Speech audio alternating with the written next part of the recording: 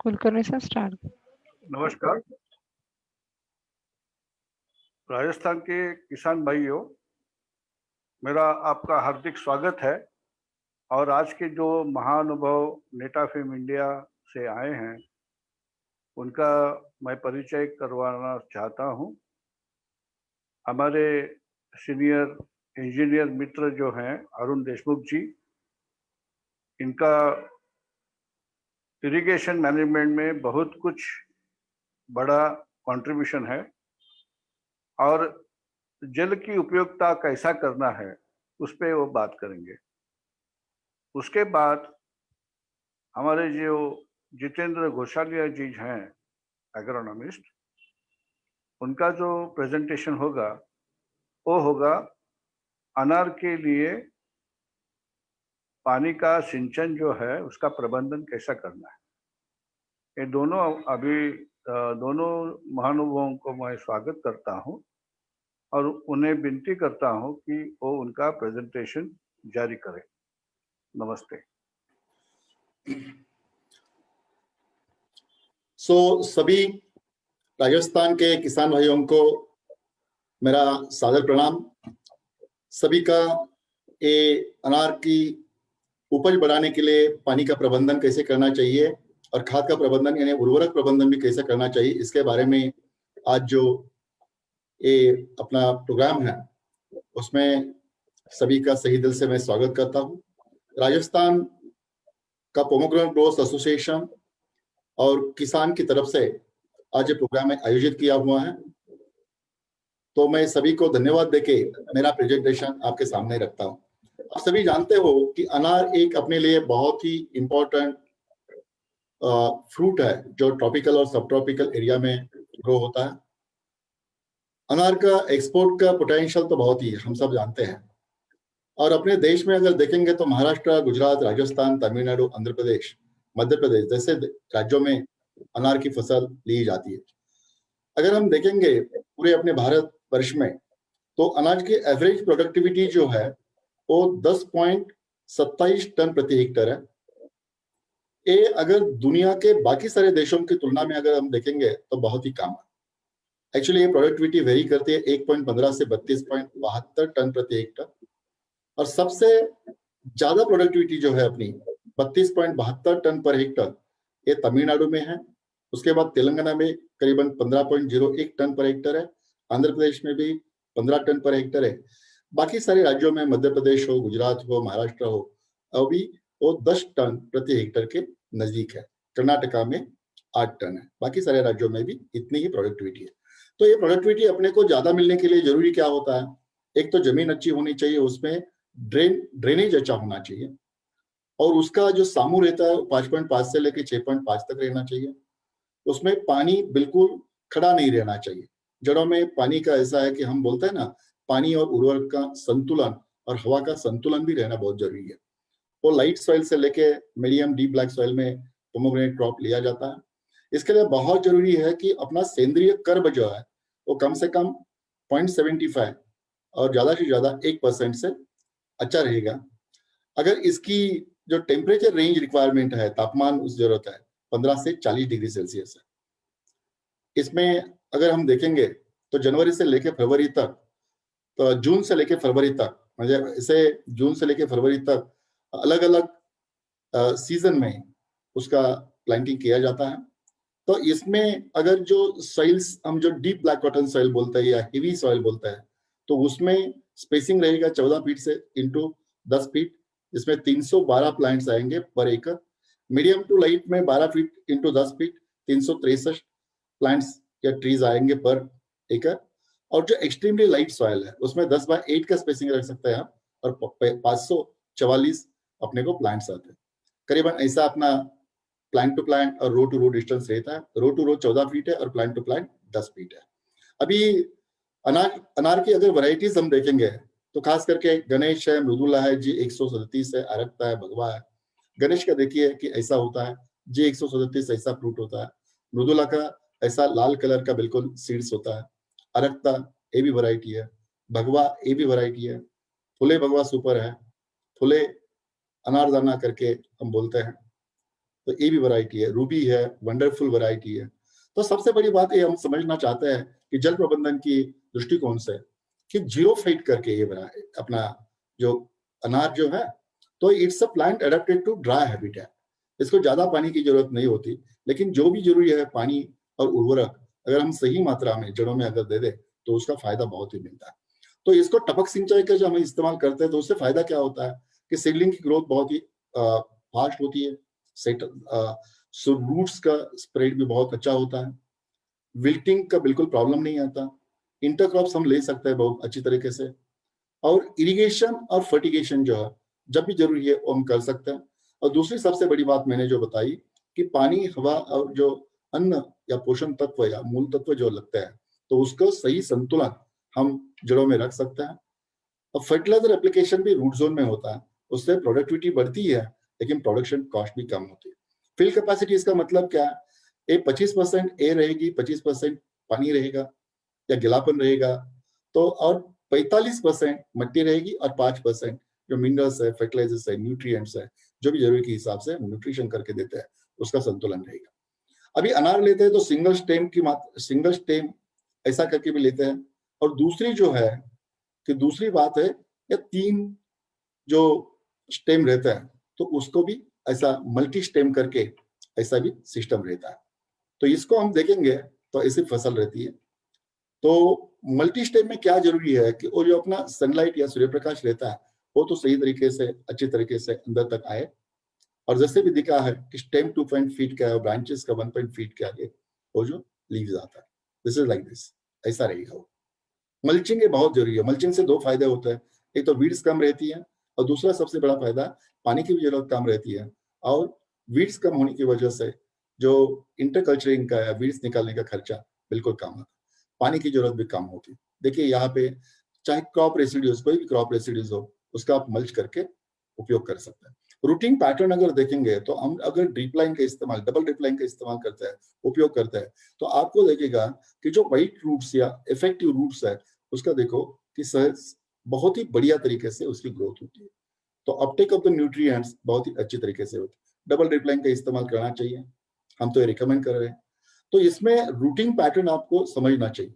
जैसे radial routing है, radial routing यानी कि अपने स्टेम से बाजू में 0 to 30 सेंटीमीटर में करीबन यानी 1 फीट में 54.17% रूट्स रहते हैं मैक्सिमम।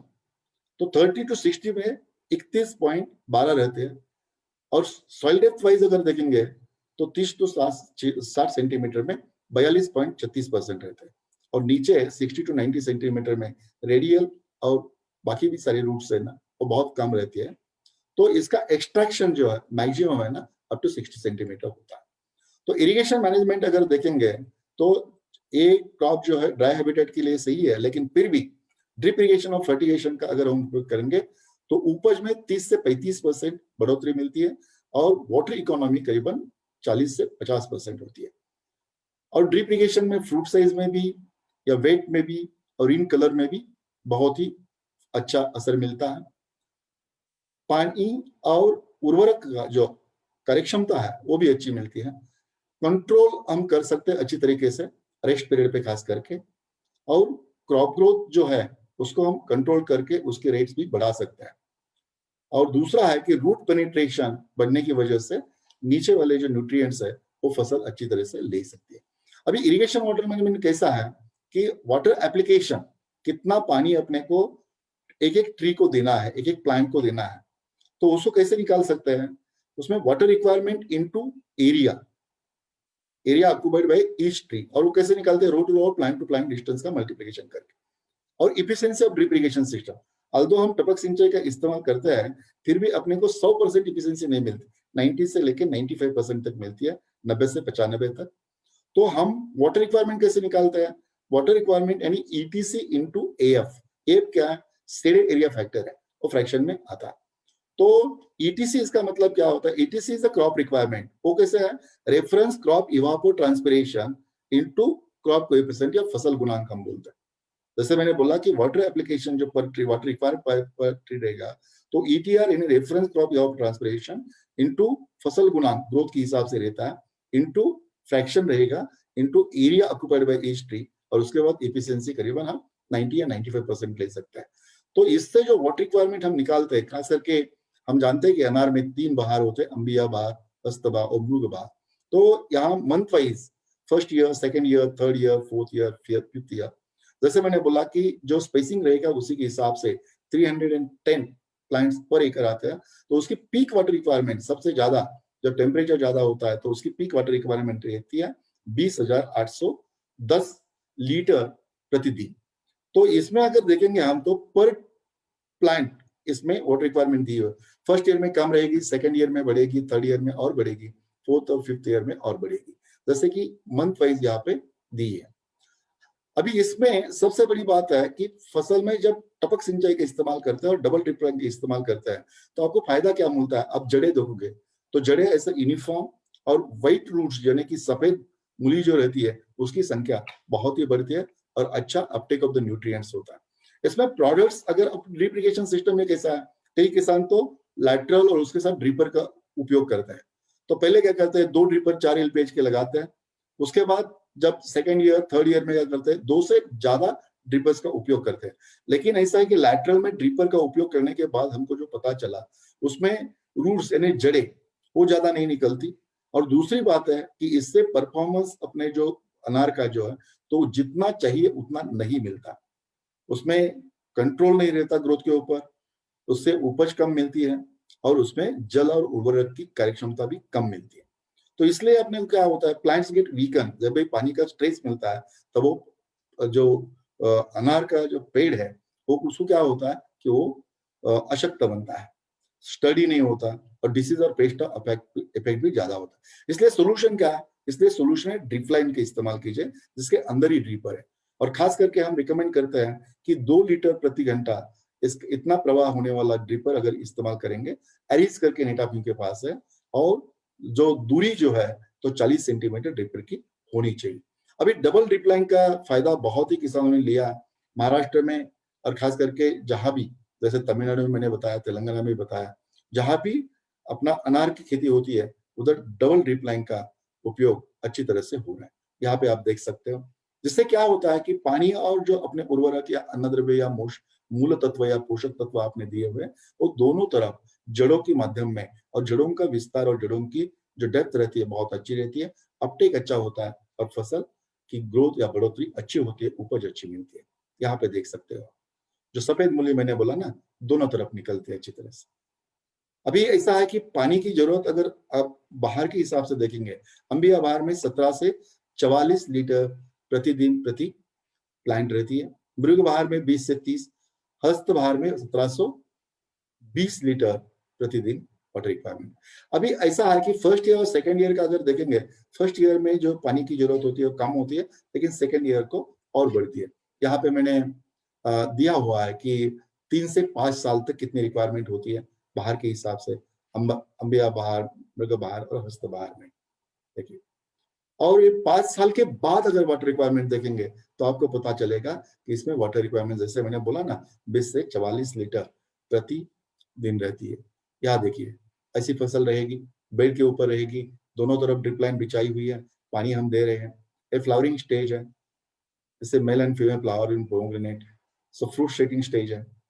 इसके बाद हम जब थिनिंग करके कितने फ्रूट्स अपने को, पहला बार रहेगा तो 30 से 35 फ्रूट पर ट्री, सेकेंड बार में 80 से 100, और थर्ड बार में 100 से 140, उसके बाद तो 140 तो 160 फ्रूट्स ले सकते हैं। इसमें फ्रूट की साइज आपको अच्छी मिलेगी।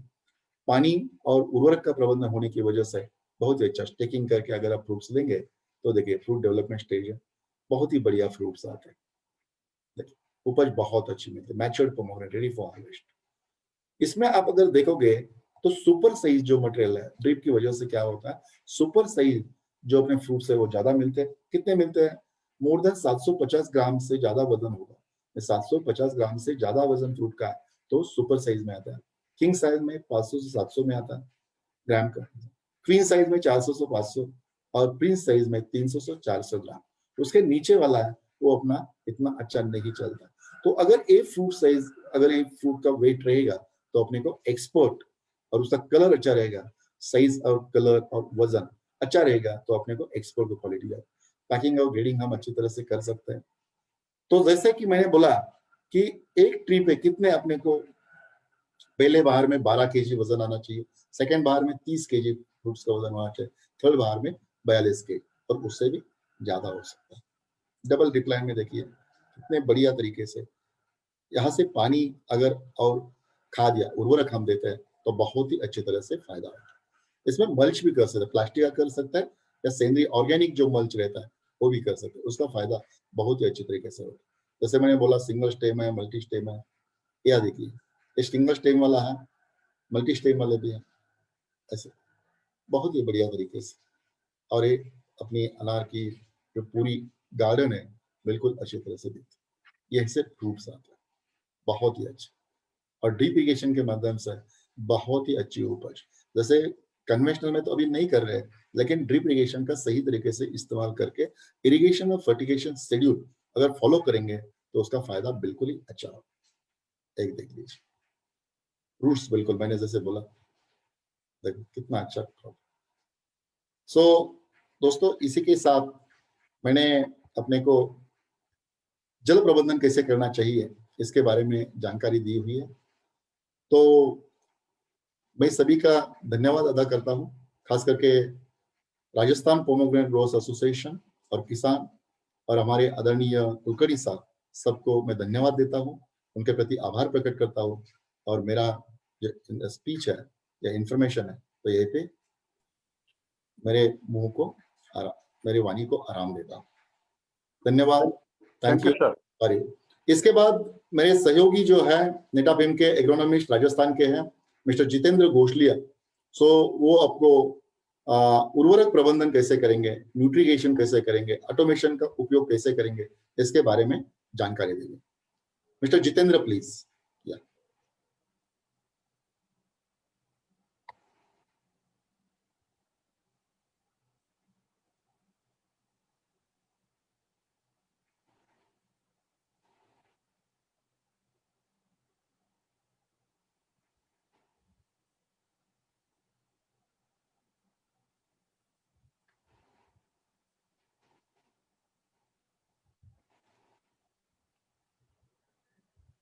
आप सबको मेरा नमस्कार। मैं जितेंद्र घोषलिया नेटाफेम में एग्रोनॉमिस्ट हूँ, राजस्थान की एग्रोनॉमी को देखता हूँ। नेटाफेम इरिगेशन इंडिया प्राइवेट लिमिटेड परिवार की तरफ से और राजस्थान पोमोग्रेनेट एसोसिएशन की तरफ से मैं आप सभी किसान भाइयों का आज की इस अनार के परिचर्चा में आपका हार्दिक स्वागत करता हूँ, हार्दिक अभिनंदन करता हूँ। आज का जो विषय है मेरा वो है कि अनार की खेती में अपन फर्टिगेशन जो है यानी पोषक तत्व प्रबंधन वो किस प्रकार कर सकते हैं, और उसी के साथ में ऑटोमेशन जो स्वचालित प्रणाली है वो स्वचालित प्रणाली क्या है, उसका कैसे उपयोग कर सकते हैं और कैसे अपने राजस्थान का जो प्रोडक्टिविटी की जो बात आती है, उत्पादकता की जो बात आती है वो 6 के लगभग है, उसको कैसे बढ़ा सकते हैं उसके बारे में अपन चर्चा करेंगे। तो सबसे पहले मेरे प्रेजेंटेशन में जो आज अपन बात करने वाले हैं किसान भाइयों वो है कि फर्टिगेशन किसे कहते हैं, फर्टिगेशन होता क्या है। दूसरा, आज तक जो परंपरागत विधि से जो अपन फर्टिलाइजेशन जो अनार की खेती या किसी खेती में कर रहे थे वो कौन कौन से तरीके थे। इसके अलावा जो नई आधुनिक तकनीकी या जो शब्द अपन बात करते हैं फर्टिगेशन, उस फर्टिगेशन के क्या नई सिंचाई प्रणाली में कौन कौन से अंग हैं, उपकरण हैं जिनसे अपन इस फर्टिगेशन को कर सकते हैं।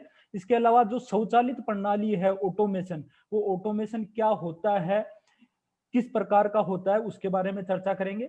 उसके बाद में बेनिफिट ऑफ फर्टिगेशन, यानी जो अगर अपन स्वचालित प्रणाली के साथ में, सिंचाई प्रणाली के साथ में अगर फर्टिगेशन करते हैं तो अपने को क्या क्या फायदे होते हैं उसमें चर्चा करेंगे।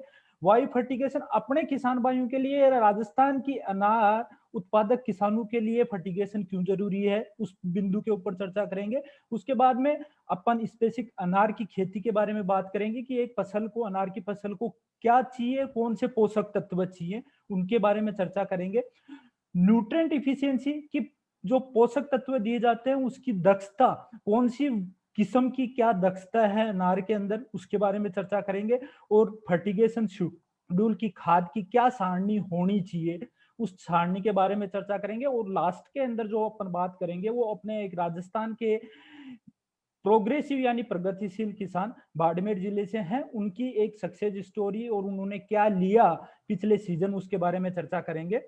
तो सबसे पहले बात आती है किसान भाइयों की फर्टिगेशन। फर्टिगेशन होता क्या है, ये शब्द कहां से निकल के आया? तो फर्टिगेशन का मतलब होता है कि कोई भी फसल या कोई भी पौधा, अपना अनार का पौधा है, उस पौधे के जो जीवन काल है, उसका जीवन चक्र है, उस जीवन चक्र के अंदर उस पौधे की आवश्यकता के अनुसार जो अपन ने सिंचाई प्रणाली अपना रखी है, उस सिंचाई प्रणाली के द्वारा पानी के साथ में पौधे के जड़ क्षेत्र में जो खाद देने की प्रक्रिया होती है, कोई भी खाद हो सकता है, नाइट्रोजन हो सकता है, फास्फोरस हो सकता है, पोटास हो सकता है, उस खाद देने की प्रक्रिया को, यानी पानी के साथ में खाद देने की प्रक्रिया को फर्टिगेशन कहते हैं। दूसरा, फर्टिगेशन का जो सामान्य अपन किसान भाइयों की अगर भाषा की बात करें कि जो अपनी ड्रिप प्रणाली है, जिसमें ड्रिप प्रणाली के साथ में अगर अपन जो कोई खाद है, जो भी खाद अपनी फसल को देना है, उन दोनों को साथ में मिला के अगर अपन अपने अनार की फसल या किसी फसल को देते हैं तो उसको ही फर्टिगेशन कहते हैं। अब बात आती है कि जो फर्टिगेशन पद्धति है, उस फर्टिगेशन पद्धति से पहले अपने पास में कौन से पारंपरिक तरीके थे जिनसे अपन अपनी कोई भी फसल है उसको खाद तत्व देते थे। तो कुछ किसान भाई ऐसे हैं जो कोई अपनी फसल है उसको कोई खाद ही नहीं देता। कुछ किसान भाई इस प्रकार की प्रणाली अपनाते हैं जिसको अपन बेसल डोज में कहते हैं कि अपनी जो सीड्रल होती है, जब अपन बुआई करते हैं या किसी पौधे का रोपण करते हैं, उस रोपण से पहले अपन सीड्रल के द्वारा लाइन के अंदर खाद को देते हैं, या लेबर के द्वारा अपन जो थाला करते हैं उस थाले के द्वारा अपन उसके अंदर खाद देते हैं। इसके अलावा तीसरा, अगर कभी फसल को कोई जरूरत पड़ गई तो अपन उसको बाद में उसके जीवन काल में, कि उसकी वर्दी अवस्था या उसकी जो फल अवस्था है, उस फल अवस्था के अंदर मैनुअली आदमी के द्वारा टॉप ड्रेसिंग, जिसको ऊपर से छिड़काव करके, जैसे साधारणतः ज्यादातर जो किसान काम में लेते हैं वो यूरिया खाद को, नाइट्रोजन खाद को इस प्रकार से काम में लेते हैं। इसके अलावा आधुनिक और कोई डेवलप जो देश हैं, विकसित देश हैं, उनके अंदर लिक्विड फर्टिलाइजर होते हैं, उन लिक्विड फर्टिलाइजर को स्प्रेइंग के रूप में काम में लेते हैं। अपने आजकल अपने देश में या अपने राजस्थान के अंदर भी लिक्विड फर्टिलाइजर का काफी उपयोग होने लगा है, तो उसको अपन अपने नैपसेक स्प्रे या अपने ट्रैक्टर स्प्रे या मैकेनिकल स्प्रे से अपन अपनी फसल को देते हैं।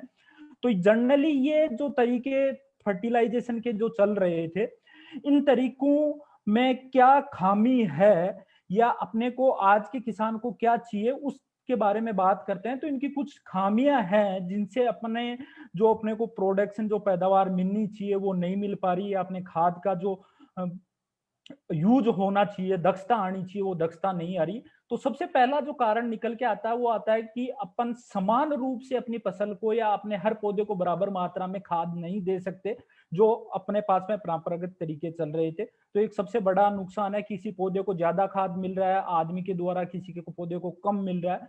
दूसरा जो सबसे बड़ा नुकसान नजर आता है परंपरागत विधि का खाद देने की का, वो ये है कि किसान भाइयों अपनी फसल की अलग अलग अवस्था होती है, कि पहली वर्दी अवस्था आती है, उसके बाद में फूल अवस्था आती है, उसके बाद में फल विकास अवस्था आती है, फिर फल परिपक्व अवस्था आती है अनार जैसी में, या अपन जो बाहर की बात करते हैं उस बाहर के अनुसार अपन अपने जो खाद देने की। तो अपने पास में जो परंपरागत विधियां हैं, उन परंपरागत विधियों में ऐसी कोई विधि नहीं है कि जब मेरी फसल को जिस अवस्था में जो खाद चाहिए वो खाद अपन दे सके।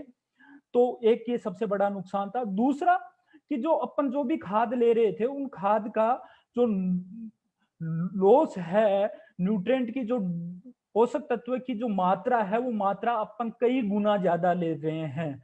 तो उस मात्रा को कैसे कम किया जा सकता है या कैसे अपने खर्च को कम किया जा सकता है, तो उसके लिए अपन फर्टिगेशन तकनीकी पे जा सकते हैं। इसके अलावा दूसरा जो सबसे बड़ा परंपरागत विधि के अंदर जो नुकसान देखने को मिलता है वो है कि अपने को पौधे को चाहिए फ्लोरिंग अवस्था पे या फ्रूट डेवलपमेंट अवस्था पे, अगर उसको मैग्नीशियम चाहिए या कैल्शियम चाहिए या उसको पोटास खाद चाहिए, वो अपन दे रहे हैं बेसल के अंदर जब पौधरोपण कर रहे हैं या अपन अपना पौधा लगा रहे हैं। तो उस टाइम पे अगर अपन जब सिंचाई करते हैं, उस सिंचाई के दौरान अपने पोषक तत्व जो जो पौधे को चाहिए वो बह के नीचे की जमीन की सतह पे चले जाते हैं। जैसा अरुण सर ने पहले प्रेजेंटेशन में ब्रीफ किया आपको मीटिंग के अंदर कि जो अनार है, वो अनार की फसल है, उसके अंदर जो जड़ तंत्र है वो ज्यादातर 45 सेंटीमीटर की गहराई तक, उसकी 95% जड़ें गहराई के अंदर होती है जो पौधे से पानी और खाद लेने वाली है। तो अपने को उस सतह से नीचे जो खाद जा रहे हैं वो अपने लिए व्यर्थ हैं। तो वो एक बड़ा परंपरागत विधि में नुकसान है। दूसरा, कुछ हवा के अंदर वोल्टिलाइजेशन जो वायुकरण की प्रक्रिया होती है उसके द्वारा उड़ के वातावरण में चले जाते हैं, तो अपने से उससे खाद का नुकसान काफी हो रहा है। इसके अलावा जहाँ पे ज्यादा पानी वाला एरिया है या कुछ कैनाल वाला एरिया है, अनार की खेती ऐसे एरिया में नहीं की जा रही है। अपने राजस्थान में ज्यादातर शुष्क एरिया के अंदर किसान भाइयों इस अनार की खेती की जाती है। लेकिन अगर कहीं ज्यादा बारिश वाला एरिया है, कैनाल एरिया है, उसके अंदर ग्राउंड वाटर जो भूजल पानी है, उस भूजल पानी को भी अपन कहीं कहीं प्रभावित कर रहे हैं। तो ये एक सबसे बड़ा नुकसान है। इसके अलावा अपने यहाँ राजस्थान में कि अपने को जितना खाद चाहिए वो उतना अपन सही समय पे नहीं दे रहे, या तो उसकी वजह से जो अपनी मिट्टी है उस मिट्टी की जो दशा है, जो भौतिक स्थिति होनी चाहिए या रासायनिक स्थिति जो मिट्टी की होनी चाहिए अच्छी उपजाऊ मिट्टी की, उसको कहीं कहीं अपन डिस्टर्ब कर रहे हैं। क्योंकि ज्यादा खाद देने की वजह से अपन अपनी मिट्टी को कहीं क्षारीय या लवणीय की तरफ लेके जा रहे हैं, तो सोइल जो कठोरपन है वो अपनी परंपरागत विधि से होता जा रहा है। इसके अलावा जो अपना लेबर है, मजदूर खर्च, वो बहुत ज्यादा होता है, टाइम कंज्यूमिंग है। तो इसलिए मजदूर खर्च को अगर कम करना है तो अपने को कन्वेंशनल जो परंपरागत फर्टिगेशन के तरीके हैं उनसे बाहर आना पड़ेगा। इसके अलावा कहीं कहीं देखने को मिलता है कि अपने को जब अपने फसल की कोई अवस्था होती है उस टाइम पे अगर अपने को खाद देना है तो अपन उसके अंदर सीड्रल या जब निंदाई करके उसमें खाद देते हैं तो अपनी फसल की जो जड़ तंत्र होता है उस जड़ तंत्र को कहीं कहीं नुकसान करते हैं इस कन्वेंशनल जो परंपरागत फर्टिलाइजेशन देने का तरीका है उससे। तो उससे अपन एक बड़ा नुकसान है। इसके अलावा जो अपने खाद जो अपन दे रहे हैं उस खाद की अगर दक्षता को बढ़ाना है और जो दक्षता परंपरागत विधि में कम है उस दक्षता को बढ़ाने के लिए अपने को कन्वेंशनल मेथड को छोड़ना होगा और फर्टिगेशन तकनीकी पे आना होगा। इसके अलावा जो अपने परंपरागत तरीके हैं खाद की अगर दक्षता प्रॉपर नहीं मिल पा रही है तो किसान भाइयों अपने राजस्थान के लिए सबसे ज्यादा दिक्कत की बिंदु ये निकल के आ रही है कि अपनी जो पैदावार है, जो अपनी एक्सपोर्ट की क्वालिटी है, वो जैसे तमिलनाडु या महाराष्ट्र के किसानों की है वो अपने को नहीं मिल पा रही है। तो ये मुख्य बिंदु थे कि अपन कन्वेंशनल जो परंपरागत तरीके हैं उनके क्या अपने को नुकसान है। अब बात आती है कि फर्टिगेशन जो तकनीकी है उस फर्टिगेशन तकनीकी के अंदर कौन कौन से ऐसे अंग हैं ड्रिप इरिगेशन बूंद बूंद सिंचाई पद्धति के अंदर कि अपन फर्टिगेशन अपनी अनार की फसल को उसके द्वारा कर सकते हैं। तो जो सबसे पहला जो तरीका उपकरण आता है वो आता है फर्टिलाइजर टैंक। ये फर्टिलाइजर टैंक आज जब ड्रिप इरिगेशन अपने भारत में या अपने राजस्थान में आया था 2000 के दशक के अंदर, तब या 99 के दशक के अंदर, 90 के दशक में, तब क्वांटिटी यानी इस फर्टिलाइजर टैंक से किसान भाइयों अपना अपनी फसल को खाद तो देने लग गए, लेकिन उससे अपना जो मेन मकसद था कि एक अनुपात के अंदर जाना चाहिए, वो अनुपात में अपन फसल को नहीं दे पा रहे। तो क्वांटिटी अगर किसी अपने को मात्रा में कोई खाद देना है तो उसके लिए अपन फर्टिलाइजर टैंक, लेकिन जो आधुनिक तरीके जो ड्रिप पद्धति है अपनी बूंद बूंद सिंचाई पद्धति है उसके अंदर अगर अपन आज के समय की बात करें कि पैदावार अपने को अच्छी करनी है, क्वालिटी अच्छी लेनी है, तो उसके लिए हर पौधे को बराबर मात्रा में प्रोपोर्शनल अनुपात में कि इतना लीटर पानी जा रहा है, 1000 लीटर पानी जा रहा है तो उसके साथ में 1 किलो नाइट्रोजन जाना चाहिए या 1 किलो यूरिया खाद अपने को जाना चाहिए या 1 किलो अपने को पोटास। तो उसके लिए जो तकनीकी है वो वेंचुरी तकनीकी आई। इस वेंचुरी तकनीकी से किसान भाइयों अपन अपनी अनार की फसल के अंदर अनुपात के अंदर मात्रा के अंदर अपन अपनी खाद जो तत्व है, पोषक तत्व है, वो हर पौधे को बराबर मात्रा में दे सकते हैं। तो ये दो उपकरण अपने पास में चल रहे थे। वेंचुरी का आज किसान भाई काफी लोग उसका उपयोग भी कर रहे हैं, और जो उपयोग करते हैं वो इसका सर्वश्रेष्ठ जो फायदा है वो फायदा भी लेते हैं। लेकिन इससे भी आधुनिक तकनीकी क्या है कि अपन जो अनार की जो पैदावार है प्रति हेक्टेयर या जो क्वालिटी है उस क्वालिटी को कैसे बढ़ा सकते हैं। तो उसका जो नया तरीका है या नया जो फर्टिगेशन की जो तकनीकी है वो है ऑटोमेशन डोजिंग मशीनें। ये ऑटोमेशन डोजिंग मशीनें होती क्या है कि ये अलग अलग प्रकार की मशीनें होती है। इसमें आपको जो फर्स्ट जो आपको फोटोग्राफ दिख रही है 41, ये एक सिंगल वेंचुरी की एक मशीन आती है। इस मशीन के अंदर आप आपके कोई भी अगर कोई खाद देना है तो आप इसके द्वारा दे सकते हो। दूसरी जो मशीन आपको फर्टिकिट दिख रही है, ये फर्टिकिट मशीन ये सी है कि अगर आपको अनार की फसल के अंदर नाइट्रोजन है, फास्फोरस है या पोटास है, 3 अलग अलग टैंक के अंदर अगर आपने रख लिए हैं और तीनों टैंक के द्वारा अलग अलग मात्रा के अंदर अलग अलग अनुपात के अंदर एक निश्चित समय के द्वारा अगर आपको देना है तो इस मशीन के द्वारा आप फर्टिगेट मशीन के द्वारा दे सकते हो। इसके अलावा तीसरी मशीन है जो नेटाजेट मशीन है कि किसी किसान को और भी अच्छी दक्षता, खाद की दक्षता और पानी की दक्षता को बराबर करना है या पैदावार अपने को स्वचालित मशीनों से अपनी मजदूरी खर्च को कम करना है, तो अपन नेटाजेट जैसी मशीन को काम में ले सकते हैं, जिसके अंदर 5 वेंचुरी कि आप 5 खाद की टंकियों से इस मशीन को एक साथ आप जोड़ सकते हो।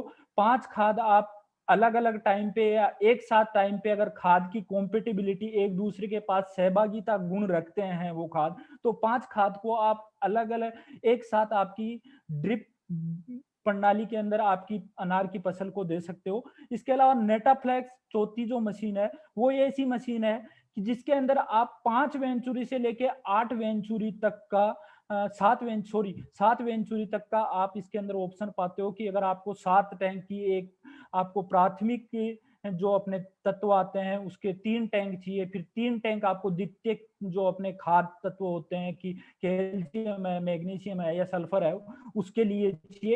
एक टैंक आपको अपने लिए माइक्रो न्यूट्रिएंट के लिए चाहिए। इसके अलावा एक टैंक आपको अगर एसिड है कि कहीं अपनी मिट्टी का या अपने पानी का जो ईसी और जो पीएच आता है जो अनार की फसल के लिए जो सबसे सूटेबल रहता है, किसी भी फसल के लिए सबसे ज्यादा जो अच्छा पीएच होता है वो 6.5 से 7.5 पीएच के लिए रहता है। तो वो पीएच, ईसी और पीएच का पानी अगर अपने को देना है तो अपन नेटाफ्लेक्स जैसी मशीन के ऊपर जा सकते हैं। तो ये एक साधारणतः आपका इस मशीनों की तरफ ध्यान देने के लिए बताया गया है। आगे मैं इनके थोड़े से गुण आपको बताता हूं कि कैसे किसान भाई इसका यूज ले सकते हैं। इन मशीनों में एक कंट्रोलर आता है। वो कंट्रोलर क्या करता है कि आप कितने वाल आपके खेत के अंदर है उस खेत के वाल के अनुसार कंट्रोलर लगाया जाता है। 15 वाल से लेके आपको 256 वाल 254 वाल तक के एक कंट्रोलर बाजार के अंदर या नेटाफेम के पास में है। जो नेटाफेम का एनएमसी प्रो के नाम से ये कंट्रोलर आता है, जिसको आपको अगर आपके खेत पे 254 वाल भी हैं तो उनको एक साथ ये ऑपरेट कर सकता है। इसके अलावा दूसरा, जो आज की फसल या प्रोडक्टिविटी जब बढ़ाने की बात करते हैं तो उसके अंदर ईसी और पीएच का बड़ा मेन अहम रोल रहने वाला होता है कि उस मिट्टी की या जो अपन पानी दे रहे हैं वो पानी किस पीएच और किस ईसी का है, तो उसका मेजरमेंट और कंट्रोल करने के लिए ये मशीनें काम करती है। अपन पीएच को कंट्रोल भी कर सकते हैं और मेजर भी कर सकते हैं, जबकि जो इलेक्ट्रिक कंडक्टिविटी होती है अपने पानी की उसको मेजर कर सकते हैं कि अपनी अनार की फसल के लिए 1.5 या 2 ईसी तक का अगर पानी है तो वो अगर अपने लिए फायदेमंद है तो उस ईसी तक अपन उसको कंट्रोल करके रखें, उससे ऊपर की ईसी का पानी अपनी फसल के लिए ना जाए। तो इस मशीन का ये सबसे बड़ा लाभ है कि अपन अपनी फसल के लिए ईसी और पीएच को कंट्रोल कर सकते हैं। इसके अलावा नंबर ऑफ डोजिंग चैनल की इसमें वेंचुरी कितनी आती है, इस फर्टिगेट के अंदर 3 वेंचुरी आती है, जिसको अपन अगर सेलेक्टर लगा के 6 वेंचुरी तक 6 टैंक तक अपन की 6 टैंक का खाद एक साथ देना है या अलग अलग टाइम पे देना है, तहां तक अपन इसको ले जा सकते हैं। एक वेंचुरी के द्वारा 400 लीटर प्रति घंटे से लेके 1000 लीटर प्रति घंटे तक इसकी कैपेसिटी आती है कि अपन इतना पानी, इतना फर्टिलाइजर का स्टॉक सॉल्यूशन जो अपन टंकी में बना के रखते हैं वो अपन अपने खेत के अंदर अपनी फसल को दे सकते हैं। दूसरा जो आपको नेटाजेट मैंने बताया, ये इसके अंदर, इस मशीन के अंदर एनएमसी प्रो कंट्रोलर जो होता है, जो 254 वाल तक अपने एरिया को नियंत्रित करता है, वो इस मशीन के अंदर पहले से लगा हुआ हो सकता है। इसके अलावा ईसी और पीएच इस मशीन की 95% तक की इफिशियंसी, यानी 95% तक की, किसान भाइयों, इसकी इफिशियंसी रहती है कि आपको जो आपका कुएं से जो पानी निकला, उसके बाद में जब आपने उसमें खाद मिलाया तो उसका ईसी और पीएच कितना था, उसकी 95% दक्षता है कि आपको वो उस कंट्रोल करके देगी। अगर उसके अलावा अगर ऊपर या नीचे अप डाउन होता है तो वो आपको अलार्मिंग देगी, तो उसका आप इस काम में ले सकते हो। इसमें जो डोजिंग चैनल्स होते हैं, जो वेंचुरी होती है, वो 5 स्टैंड वेंचुरी एक साथ मशीन में इनबिल्ट होती है। इसके अलावा अगर किसी किसान भाई को 10 फर्टिलाइजर टैंक एक साथ अपने अलग अलग तत्वों के, अगर अपने को अनार की प्रोडक्ट पैदावार को बढ़ाना है, तो उसके लिए अपन 10 को करना है, तो सेलेक्टर एक ऐसा उपकरण और आता है जो इसको इसमें लगाने के बाद में 10 टैंक तक अपन इसको यूज में ले सकते हैं। इसकी जो कैपेसिटी आती है, जो इसकी वेंचुरी की, वो 300 लीटर से लेके 1000 लीटर तक के अलग अलग मॉडल के अंदर अलग अलग इसकी कैपेसिटी है। 300 लीटर पानी से लेके 1000 लीटर तक। और जो अपनी मेन लाइन होती है, जो ड्रिप पद्धति होती है, उसका अगर पानी का जो फ्लो अगर 5,000 लीटर से लेके 2 लाख लीटर तक है, तो अपन इसको उपयोग ले सकते हैं।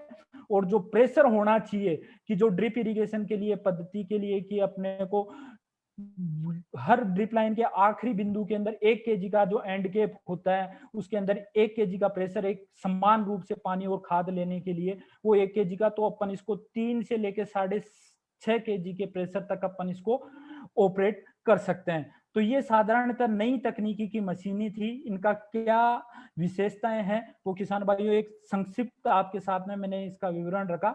बात आती है ऑटोमेशन क्या होता है। तो ऑटोमेशन के बारे में, कि ऑटोमेशन क्या है, ये स्वचालित सिंचाई प्रणाली है क्या? ये सिंचाई सहूलियत प्रणाली क्या है? एक कंट्रोलर आता है, जैसे आपका मोबाइल आता है, आपका लैपटॉप आता है, उस प्रकार का एक बॉक्स आता है। उस बॉक्स के द्वारा अपने खेत के अंदर, जो अपने कुएं के अंदर समर्सिबल पंप लगाओ, कुएं में पंप, कोई भी पंप लगाओ, मोनोब्लॉक पंप लगाओ, अपना सोलर पैनल लगाओ, उसकी जो मोटर होती है, उस मोटर को वो कंट्रोल करते हैं, उसको चालू और बंद करने का वो काम करते हैं।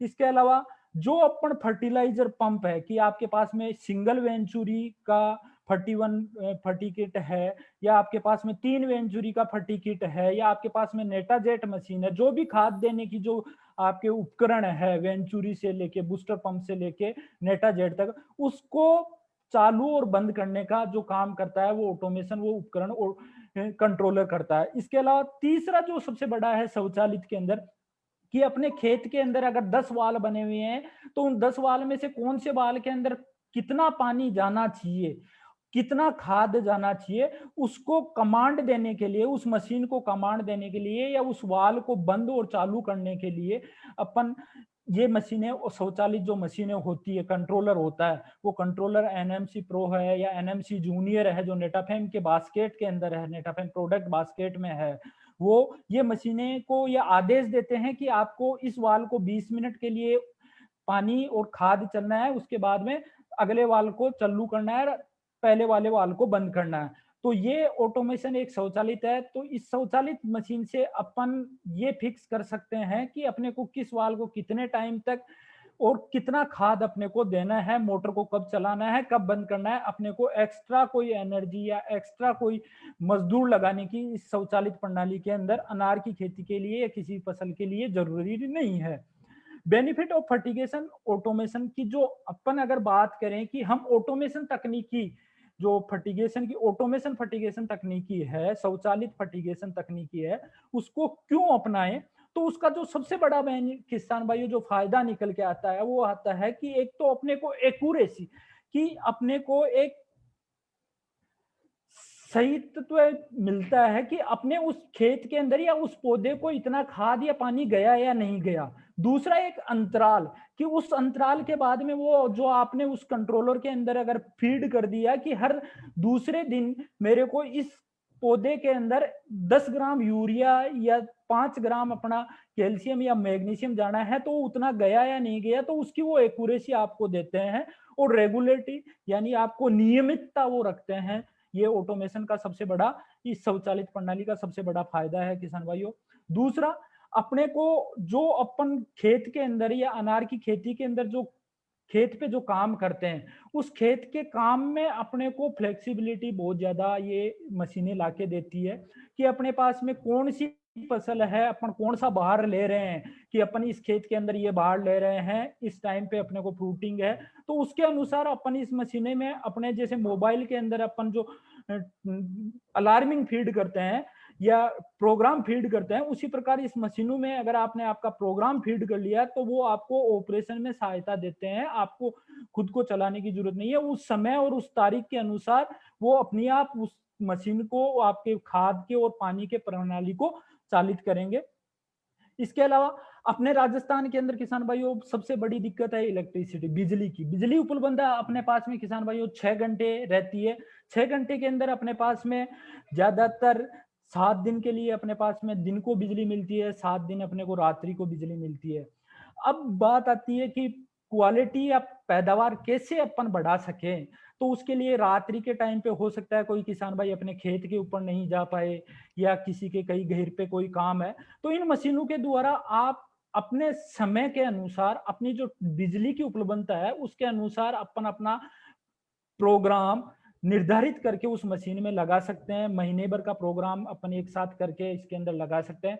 अगर अपने पास में एक से ज्यादा 2 या 3 ट्यूबवेल हैं, उनके मोटर को अगर अपने को एक साथ ऑपरेट करना है तो उनको भी अपन इन मशीनों के द्वारा, इस कंट्रोल के द्वारा कर सकते हैं और अपनी खेती को अच्छी प्रकार कर सकते हैं। इसके अलावा जो अपने खाद के अंदर सबसे बड़ी जो आज की बात आती है किसी भी खेती के लिए, कि पानी का और मिट्टी का जो ईसी और पीएच जो समूह की बात करते हैं, या उस पानी के अंदर कितने क्षार की मात्रा है उसको कितने तक रखा जाए, तो इन मशीनों का सबसे बड़ा जो फायदा है कि अपन कहीं न कहीं अपने का जो पानी की जो फसल को देने वाले हैं उसकी इफिशियंसी की को बढ़ा सकते हैं, उसकी दक्षता को बढ़ा सकते हैं। इसके अलावा अपन रात के टाइम या दिन के टाइम फर्टिगेशन करते हैं या मशीन को स्वचालित इरिगेशन करते हैं, तो अपने को कोई एक्स्ट्रा लेबर की या अलग से मजदूर रखने की जरूरत नहीं है। तो अपने को इस लेबर बचत के लिए या लेबर की जो दिक्कत आ मजदूर की जो दिक्कत आ रही है अपने सामने, उससे बचना है तो अपने को ऑटोमेशन, फर्टिगेशन ऑटोमेशन पे जाना चाहिए। इसके अलावा अगर अपने को क्वालिटी प्रोडक्ट चाहिए जो एक्सपोर्ट क्वालिटी के, जैसे सर ने बताया कि बिग साइज 750 ग्राम, किंग साइज अपने को 500 से 600 ग्राम, अगर उस क्वालिटी के अगर अपने को फ्रूट चाहिए जो उसी फसल की अवस्था के टाइम पे अपने को वो खाद दिए जाएं, तो उसकी के लिए अपने को फर्टिगेशन ऑटोमेशन पे आना पड़ेगा। और अल्टीमेटली जो बात आती है, लास्ट बिंदु निकल के आता है, वो आता है कि अपनी फसल की तो पैदावार बढ़े और अपना किसान का जो खर्चा है खेत पे लगने वाला, वो खेत का खर्चा कम हो। तो इस दोनों चीजों को अगर अपने को देखना है तो अपने को फर्टिगेशन ऑटोमेशन तकनीकी पे किसान भाइयों आना पड़ेगा। और दूसरा सबसे बड़ा जो इन मशीनों का फायदा है फर्टिगेशन तकनीकी का, ऑटोमेशन फर्टिगेशन का, कि किसी किसान भाई ने इस सीजन के अंदर कोई फर्टिगेशन ऑटोमेशन तकनीकी से अपनी फसल के अंदर पानी और खाद का प्रोग्राम फीड करके फसल ली और उसकी फसल बहुत अच्छी आई, वो संतुष्ट है कि मेरे को इतना प्रति पौधा की 40 केजी 50 केजी फ्रूट पैदावार मिली है, ये मिलती रहे। तो उसके लिए जो उसने क्या किया, उनके जो डाटा होते हैं कि किस दिन मेरे को कितना पानी चलाया और कितना खाद दिया, उनको आप एक जगह आपकी जगह के अंदर में रख सकते हो, आपके पास में स्टोर रख सकते हो, आपके लैपटॉप में, आपके कंप्यूटर के अंदर। और उन्हीं डाटा का अगले बार आप उसके अंदर कुछ करेक्शन करना है, वो करेक्शन करके सही करके, या उनके अंदर कुछ रूपांतरण करना है या वो ऐसा का वैसा रखना है, तो वो अगले सीजन के अंदर आप वैसा का वैसा कर सकते हो। अगर मनुष्य के द्वारा किया जाए तो हो सकता है कि उसके अंदर 20%, 30% अगर कितना ही टेक्निकली हो उसके अंदर कुछ खामियां आ जाती है। लेकिन एक प्रोग्राम मशीनों के अंदर अगर अपन ने कंप्यूटराइज उसको ऑपरेट किया है, उसको निर्धारित किया है, तो उन्हीं डाटा के द्वारा अपन अपना वो 95% दक्षता अपन ले सकते हैं उन डाटा का। तो ये एक सबसे बड़ा फ्यूचर के लिए अपने लिए फायदेमंद रहता है। किसान भाइयों, अपने राजस्थान के अंदर फर्टिगेशन जो अपन तकनीकी है उसके क्या लोगों के अंदर भ्रांतियां हैं, उन भ्रांतियों का सबसे पहला भ्रांति जो अपने निकलती है कि कॉस्ट इंटेंसिव, कि इसकी लागत ज्यादा लगती है। ये ऐसा नहीं है किसान भाइयों, इसकी लागत निर्भर करती है कि आपका खेत का एरिया कितना है। आप 5 वाल अगर आप शौचालित करना चाहते हो, 10 वाल शौचालित करना चाहते हो, आप 1 वेंचुरी की फर्टिगेट लगाना चाहते हो, 3 वेंचुरी की, कौन सी है, उसके ऊपर इसकी लागत निर्धारित करती है। कोई ज्यादा इसकी लागत नहीं आती है। दूसरी अपने मन के अंदर भ्रांति जो बनी हुई है कि इसके जो उपकरण होते हैं फर्टिगेशन के, जैसे वेंचुरी है, फर्टी1 है, नेटाजेट है या फर्टिकिट है, इनका जो मेंटेनेंस होता है कि अपन ने लगा लिया उसके बाद में इनकी रखरखाव में जो खर्च लगता है वो बहुत ज्यादा लगता है। ये ऐसा कुछ भी नहीं है किसान भाइयों। जितना अपन ड्रिप इरिगेशन में एक वेंचुरी को सिस्टम को जो मेंटेनेंस का खर्चा 1000-2000 रुपए सालाना आता है अपना ड्रिप इरिगेशन का, उतना ही खर्चा आपको फर्टिगे ऑटोमेशन के अंदर आएगा। इसके अलावा कुछ भ्रांतियां ऐसी भी है कि अपने को फर्टिगेशन मशीन अगर अपन ने लगा ली या फर्टिगेशन तकनीकी अपन अपनी फसल के लिए अपनाते हैं तो अपने को कोई स्पेसिफिक प्रकार के खाद तत्व की जरूरत पड़ती है कि वही खाद अपन चला सकते हैं। किसान भाई ऐसा नहीं है, जो भी खाद पानी के अंदर 100% घुलनशील है वो खाद अपन फर्टिगेशन तकनीकी के अंदर काम में ले सकते हैं। अपन यूरिया है, अपना सफेद पोटास है, अपना मैग्नीशियम सल्फेट है, अपना कैल्शियम नाइट्रेट, जो अपन अपनी फसल को देते हैं साधारण वेंचुरी के द्वारा, वो खाद अपन इस फर्टिगेशन तकनीकी के अंदर अपना सकते हैं। इसके अलावा कुछ किसानों का ये भी है कि ये तो केवल जो ग्रीन हाउस के किसान हैं या जो पॉली हाउस के किसान हैं उन्हीं के लिए ये तकनीकी है। किसान भाइयों, ग्रीन हाउस या पॉली हाउस के जो किसान है उससे अगर अपन अपने अनार की उत्पादकता या अनार की प्रति किलो या क्विंटल की अगर रेट के हिसाब से बात करें तो वो कहीं गुना ज्यादा अच्छी है। तो अपने को एक नगद फसल और एक अच्छी फसल के अंदर ये फर्टिगेशन तकनीकी अपने को अपनानी चाहिए। इसके अलावा किसान भाइयों के मन में भ्रांति ऐसी है कि अपने पास में इसके जो खाद आते हैं, जो घुलनशील जो खाद है, वो खाद अपने को बाजार में उपलब्ध नहीं है। किसान भाइयों, आज के टाइम पे राजस्थान सरकार के द्वारा या कंपनियों के द्वारा हर गांव, हर कस्बे, हर शहर के अंदर आपको घुलनशील खाद आपको हर कंपनी का उचित रेट के अंदर उपलब्ध है। तो ये भ्रांतियां को तोड़ के अपने को किसान भाइयों फर्टिगेशन तकनीकी पे जाना पड़ेगा। इसके अलावा वाई फर्टिगेशन क्यों अपनाएं किसान भाइयों, कुछ बिंदु के लिए मैंने पहले ही मेरे इस परिचर्चा में बात की। सबसे मेन कारण है कि अगर अपने को जो अपनी पैदावार है, प्रोडक्शन, उत्पादन, उस उत्पादन को बढ़ाना है तो अपने को, और उसकी अपनी आय जो है किसान की, उसका आय को बढ़ाना है तो अपने को फर्टिगेशन तकनीकी पे जाना पड़ेगा और जरूर जाना पड़ेगा, अपने को फर्टिगेशन करना पड़ेगा। इसके अलावा जो अपने खाद की जो दक्षता है कि ड्रिप के अंदर आपकी खाद की दक्षता आपकी दुगनी हो जाती है, अब फर्टिगेशन तकनीकी के अंदर आपकी 70%, 80% तक की खाद की दक्षता चली जाती है। उस खाद की दक्षता जो परंपरागत तरीके में 30 और 40% होती है, उसको अगर 70 या 80% लेना है तो अपने को फर्टिगेशन तकनीकी पे वो फर्टिगेशन अपने को अपनाना पड़ेगा। इसके अलावा जो अपने खेत पे जो खर्च लग रहे हैं, जो पैदा अपन कोई भी फसल कर रहे हैं या अनार पैदा कर रहे हैं, उसकी लागत को कम करना है तो अपने को अपनी फर्टिगेशन तकनीकी पे जाना पड़ेगा। इसके अलावा अपना जो वातावरण है, उस वातावरण में जो प्रदूषण हो रहा है या अपनी जमीन जो खराब हो रही है, उसको अगर बचाना है कि आने वाली पीढ़ियां भी अपनी इस खेत के ऊपर ये खेती करे, तो उसके लिए अपने को ये फर्टिगेशन तकनीकी अपनानी है। ये सबसे मुख्य बिंदु है फर्टिगेशन तकनीकी अपनाने के। अब बात आती है किसान भाइयों, फर्टिगेशन तकनीकी की बात करने के, मशीनें क्या है, मशीनें किस प्रकार की होती है, क्या क्या फायदे होते हैं, फर्टिगेशन किसे कहते हैं, इन बिंदु पे चर्चा करने के बाद में अपनी अनार की फसल की बात करें तो अनार की या किसी फसल को क्या जरूरत होती है, एक फसल को क्या आवश्यकता होती है। तो फसल को अपने के लिए पहले सबसे ज्यादा जरूरत होती है सूर्य का प्रकाश। सूर्य के प्रकाश के द्वारा वो फोटोसिंथेसिस की प्रक्रिया करता है। पत्ती के द्वारा जो पौधे का भोजन बनाने का जो रसोई होती है, वो पत्ती होती है, उसके द्वारा वो प्रकाश संश्लेषण की प्रक्रिया होती है और पौधा अपना भोजन बनाता है। इसके अलावा जमीन के अंदर पौधे को क्या चाहिए, जड़ के द्वारा उसको पानी चाहिए और उसको न्यूट्रेंट चाहिए। न्यूट्रेंट का मतलब जो खाद, जो अपन देते हैं वो खाद पौधे को चाहिए। इसके अलावा ऑक्सीजन और कार्बन डाइऑक्साइड गैस अपने को एक पौधे को अच्छा जीवन यापन करने के लिए, अच्छी पैदावार देने के लिए ये चाहिए। अब इन जीवन यापन के बाद में सबसे बिंदु की अपन पानी के द्वारा, ड्रिप इरिगेशन के द्वारा सही निर्धारित मात्रा के अंदर अगर अपन जहां पौधे को चाहिए वहां अपन पानी भी दे रहे हैं। अब उसी जहां चाहिए वहां अगर अपन उसको पोषक तत्व, जो न्यूट्रेंट की बात आती है, पोषक तत्व खाद की बात, अगर वो भी देने लग जाएं तो इस पौधे की पैदावार को या अनार की प्रति एकड़ या प्रति हेक्टेयर पैदावार को अपन किसान भाइयों बढ़ा सकते हैं।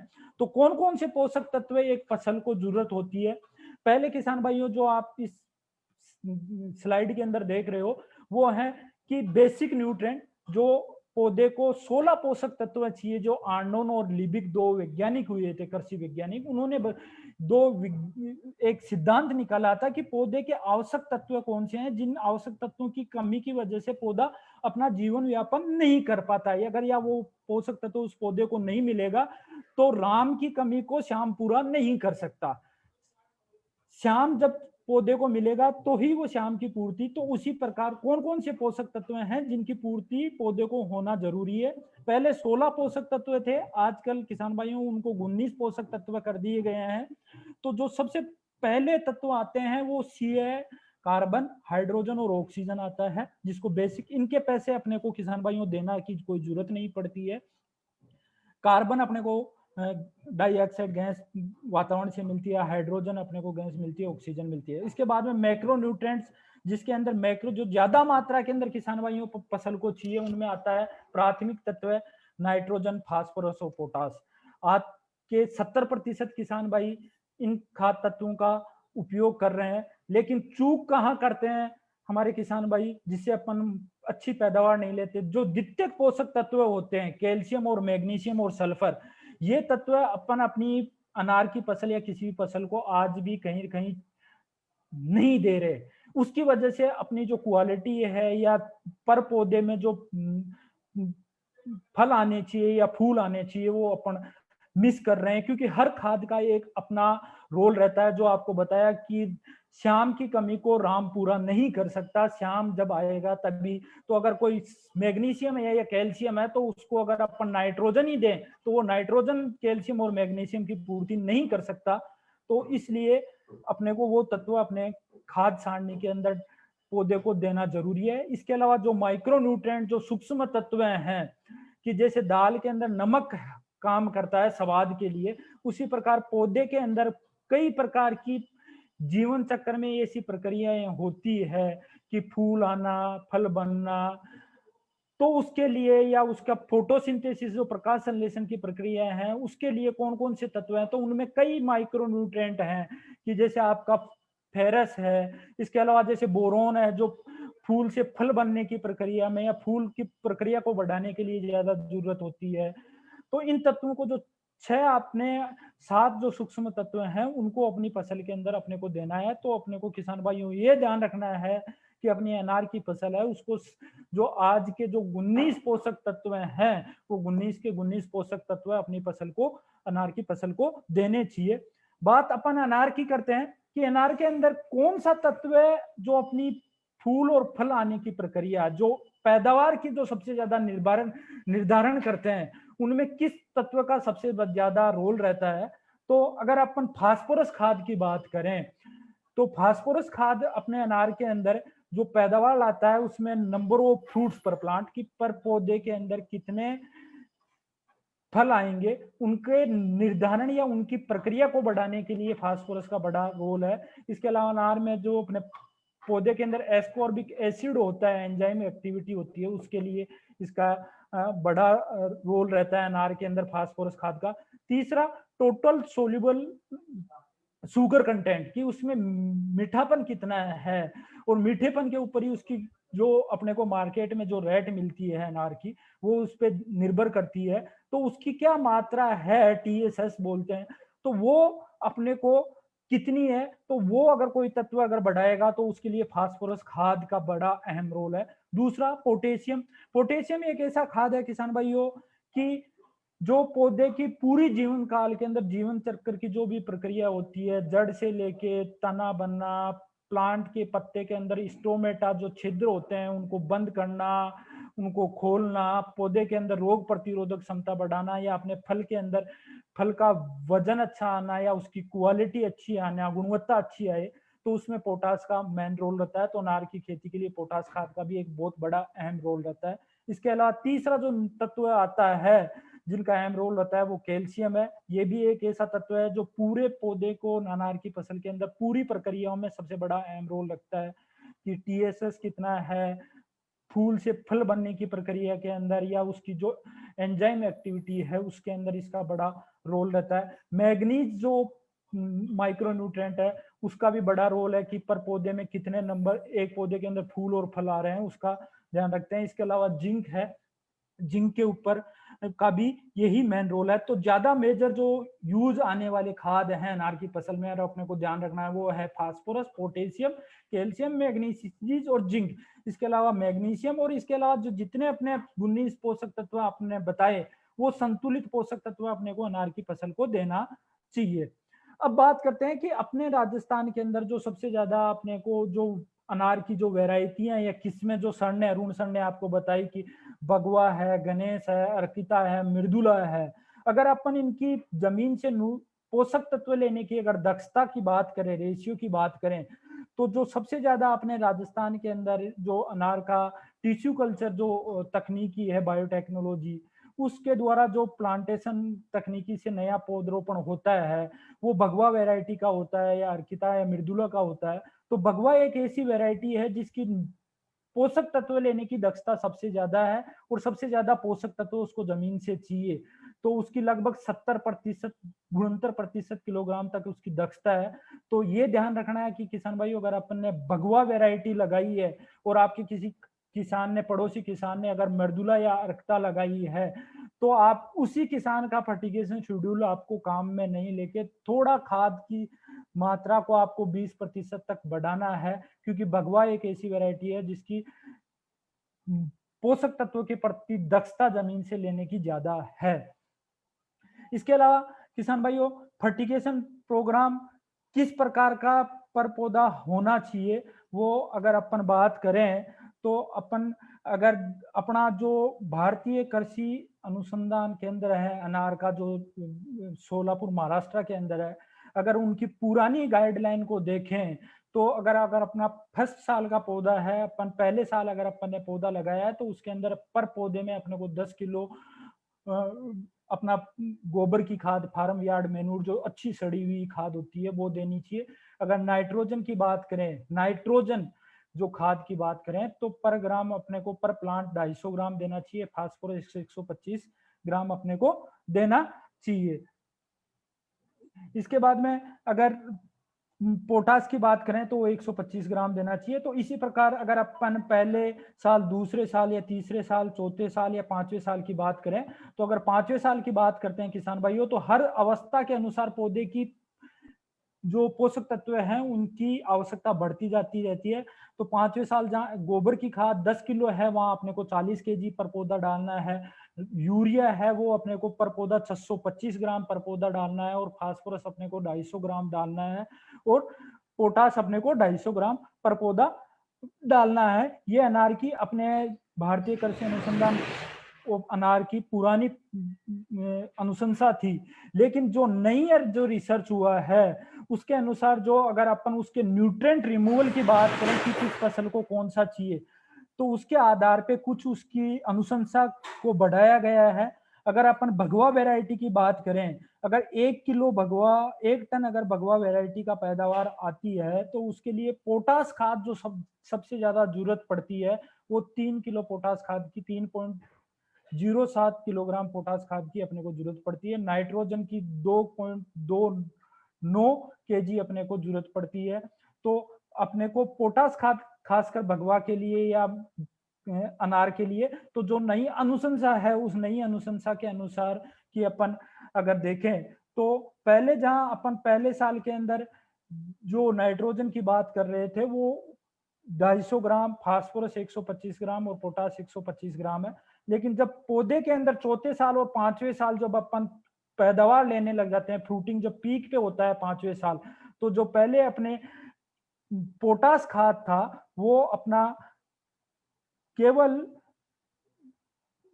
250 ग्राम था, वहां उसकी जगह अपन इसको 600 ग्राम तक उस पोटाश खाद की अनुशंसा चली गई है। तो अब अपने को अगर भगवा जैसी वैरायटी लगाई है तो अपने को उस पोटाश की खाद की मात्रा को बढ़ाना चाहिए। मैं नेटाफेम के द्वारा जो हम हमारे किसान भाइयों को हमारे एक्सपीरियंस के द्वारा, या हम जो कुलकर्णी सर हैं जो राष्ट्रीय जो पोमोग्रेनेट एसोसिएशन के एक्सपर्ट हैं, उनके साथ में बैठ के डिस्कस से जो हम अनुशंसा देते हैं वो ये है कि अगर अपन को बेसल डोज है तो उसमें 10 टन पर अपने को एकड़ गोबर की खाद, 100 kilo DAP, single super phosphate 200 kilo, magnesium sulphate 50 kilo, नीम के 200 केजी और माइक्रोन्यूट्रिएंट 20 केजी अपने को देना चाहिए। अगर फर्टिगेशन कर रहे हैं तो अपने को कौन से दिन किस अवस्था में, तो किसान भाइयों जैसे ही अपन बाहर लेना स्टार्ट करते हैं, अपन अपने पतझड़ करवाया, रेस्ट पीरियड दिया अनार को, और उसके बाद में उस रेस्ट के बाद में अपन उसमें इरिगेशन और फर्टिगेशन करना स्टार्ट करते हैं, तो 15 से लेके अपन अगर 210 दिन की बात करें, ये न्यू प्लांटेशन का फर्टिगेशन है। मैं आपको फ्रूटिंग प्लांट की बात करता हूं, तो जैसे ही अपन ने फर्स्ट इरिगेशन दिया 15 से लेके 210 दिन का जो अपना एक समय होता है कि फ्लोरिंग से लेके अपन बाहर ट्रीटमेंट के रेस्ट पीरियड के बाद में और फ्रूटिंग तक का, उसमें कैसे अपने को 15-15 या 20-20 दिन के अंतराल पे अपने को खाद चलाना है। अगर 15 से 30 दिन की बात करूं तो 15 दिन के अवस्था में अगर अपने को खाद की बात करें तो यूरिया अपने को 15 किलो लगने वाला है। उसके साथ में अमोनियम सल्फेट उस टाइम पे हमने नहीं दिया है। फास्फोरस जो खाद है जिसका मेन रोल रहता है वो 1261 है, वो डीएपी अपन उसमें काम में नहीं लग सकते, वो खाद काम में ले सकते हैं जो घुलनशील खाद होता है, वो 5 किलो अपने को लगने वाला है 1 एकड़ में। एसओपी सल्फेट और पोटाश 8 किलो लगने वाला है। और उसी के आगे आपको एक सारणी दिख रही है कि अपने को प्रतिदिन कितना चलाना है, कि यूरिया अगर आप 15 दिन के लिए 15 किलो देना है, अगर 1 किलो प्रतिदिन अगर आपकी फसल के लिए चलाते हो तो 15 दिन के अंदर आप 15 किलो। तो इसी प्रकार ये पूरी सारणी बनी हुई है कि आपको जैसे अपन बात करें 131 से 150 दिन की, कि 20 अवस्था में उस टाइम पे सबसे ज्यादा फसल को किस तत्व की, उस टाइम पे पौधे को सबसे ज्यादा जरूरत पड़ती है सल्फेट खाद की, कि पोटास क्वालिटी का रोल करेगा, फ्रूट की साइज को बढ़ाएगा, पौधे में रोग प्रतिरोधक क्षमता बढ़ाएगा। तो उसके अंदर अगर अपन देखें अमोनियम सल्फर की, अमोनियम सल्फेट से सल्फर खाद भी अपने को कम जो ऑयल कंटेंट है या उसके अंदर रोल अदा करता है, तो उसके अंदर 40 केजी आपको अमोनियम सल्फेट है, 30 केजी सल्फेट और पोटास है। और जैसे मेच्योरिटी स्टेज आती है वहां 40 केजी सल्फेट और पोटास है। तो इसके लिए अपने को इस प्रकार का खाद का निर्धारण करना है। किसान भाइयों आप हमारे से नेटाफेम राजस्थान के एम्प्लॉय जो आपके लोकल में है, या आप मेरे से टच में आ सकते हो, खाद की सारणी आप हमसे ले सकते हो, हमसे हमारा जो अनुभव है वो आपके साथ में शेयर हम जरूर करेंगे। इसके अलावा दूसरा जो आपको मैंने बताया कि माइक्रो न्यूट्रिएंट जो सेकेंडरी न्यूट्रिएंट है उनका बड़ा रोल रहता है कि अनार की फसल में, तो जो कैल्शियम है उस कैल्शियम के द्वारा अपन अपने फ्रूट क्रैकिंग जो आती है उसको रोक सकते हैं, तो कैल्शियम बड़ा जरूरी है। इसके अलावा मैग्नीशियम है वो फोटोसिंथेसिस की प्रक्रिया में बहुत जरूरी होता है, पत्ती के अंदर जो प्रकाश संश्लेषण की प्रक्रिया है, रसोई है, तो उसके लिए तो अपन जिप्सम जो है कैल्शियम देने के लिए 3 से 4 केजी पर पौधा अपने को जिप्सम के द्वारा कैल्शियम अपने फर्टिगेशन शेड्यूल में अपन ऐड कर सकते हैं। इसके अलावा मैग्नीशियम सल्फेट जो खाद आता है उसको 900 से लेके अपन 1200 ग्राम पर प्लांट अपने को देना चाहिए, और 2 डोज के अंदर अपने को बाहर ट्रीटमेंट के अंदर इसको यूज लेना चाहिए। ज्यादा मैं किसान भाइयों टाइम हो रहा है, ज्यादा बात नहीं करूंगा, मैं सीधा एक अनार की सक्सेस स्टोरी के ऊपर आपके साथ में बात करूंगा। तो एक राजस्थान की सक्सेस स्टोरी, गणपत सिंह एक हमारे फार्मर हैं जो नेटाफेम के साथ जुड़े हुए हैं, विलेज इंद्राणा है, तहसील सिवाना है, डिस्ट्रिक्ट बाड़मेर है। इनके पास में टोटल जो एरिया है वो 1.4 हेक्टेयर एरिया है, इन्होंने अनार का लगाया था 2016 के अंदर। और जो पौधे हैं वो 1520 पौधे इन किसान भाइयों इनके खेत के ऊपर लगे हुए हैं। ये इनके इस 2020 के अंदर जब ये जनवरी फरवरी के अंदर हार्वेस्टिंग कर रहे थे तब की ये इनकी फोटोग्राफ है। लाइन से लाइन इन्होंने जो दूरी रखी थी वो 3.6 मीटर रखी थी और प्लांट टू प्लांट 2.4 मीटर इन्होंने रखी थी। हार्वेस्टिंग फरवरी के अंदर 2020 में किया था। पर प्लांट इन्होंने चौथे साल जो पैदावार ली वो 25 केजी पर पौधा इन्होंने ली। पर पौधे पे 4 ड्रिपर लगे हुए हैं, डबल लेटरल लगी हुई है। टोटल जो ये मार्केट में जो इनको किसान भाइयों जो मार्केट में जो रेट मिली वो 50 रुपए पर केजी एवरेज रेट इनको मिली मार्केट से। और जो टोटल पैदावार इनको मिली वो 37,500 केजी पूरे 1500 पौधों से मिली। तो जो टोटल ग्रोस इनकम की बात करें कि इनके पास में कितना आया वो 18,75,000 रुपए इन किसान भाइयों इन्होंने लिया अपनी फसल से, बाड़मेर के गणपत सिंह जी ने। इसी के साथ किसान भाइयों आज के इस परिसंवाद का अपन यही समापन करते हैं। आपका बहुत बहुत धन्यवाद। राजस्थान पोमोग्रेनेट एसोसिएशन का और कुलकर्णी सर का बहुत बहुत धन्यवाद। Thank you. धन्यवाद। कुछ प्रश्न हो गए तो पूछिए। प्राची क्वेश्चन है कुछ? हाँ सर, एक क्वेश्चन है। देशमुख सर, क्वेश्चन आंसर में एक क्वेश्चन है, आप वो उसका आंसर दे सकते हैं अभी? या okay. I will request Jitendra to answer this question. 250 gram of phosphorus needed in 5-year-old plant. What should be the percentage of phosphorus, potash, nitrogen? ऐसा सवाल है। देखो किसान भाइयों, जो 250 ग्राम फास्फोरस है ये फास्फोरस की क्वांटिटी है, ये 1261 की मात्रा नहीं है।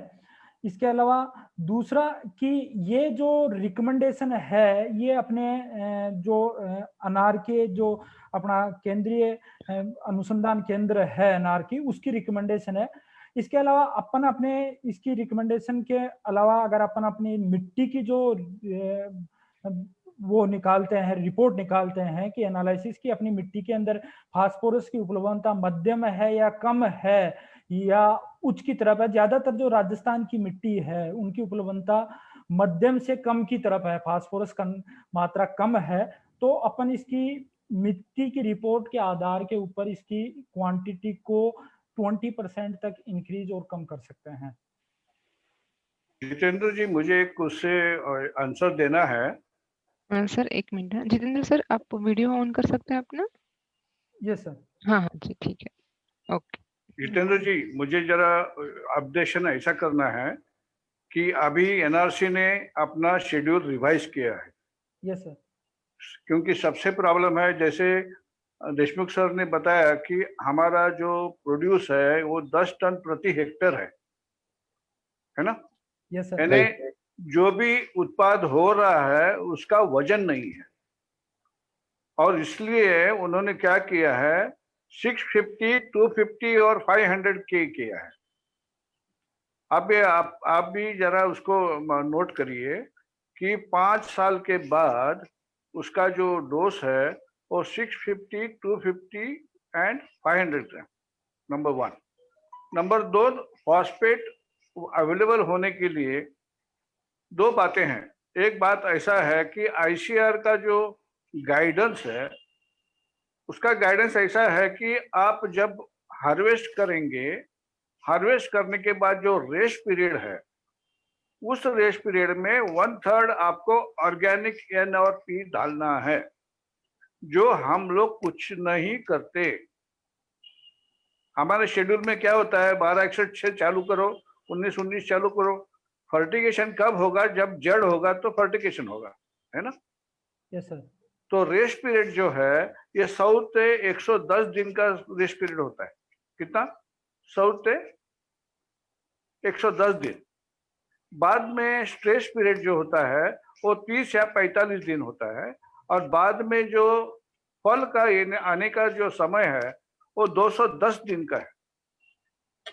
यानी आपने 12 महीने का जो एनालिसिस कर दिया तो उसमें आपको पता चलेगा कि 3-3.5 महीना है रेस्ट पीरियड, 1.5 महीना है स्ट्रेस पीरियड, और 7 महीना है फ्लावरिंग, यानी पत्ते गिरने से हार्वेस्ट करने के लिए 7 महीने हैं। वो 7 महीने में ऑर्गेनिक फॉस्फेट अवेलेबल होना चाहिए।